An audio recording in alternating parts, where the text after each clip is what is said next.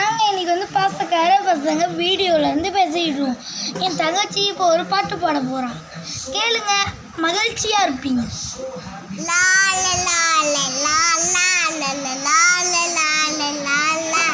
நீண்ட நீண்ட காலம் நீண்டு வாழவேன். அடுத்து பாட்டு வானத்தின் தூரம் நீ வளர்ந்து வாட வேண்டும். அன்பு வேண்டும் பரிவு வேண்டும். அன்பு வேண்டும் பரிவு வேண்டும். அன்பு வேண்டும் பரிவு வேண்டும். அன்பு வேண்டும் பரிவு வேண்டும்.